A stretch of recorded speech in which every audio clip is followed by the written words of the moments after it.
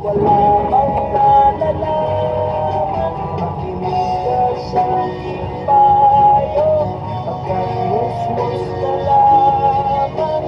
Malaman ng maaga ang musmo sa kamalian.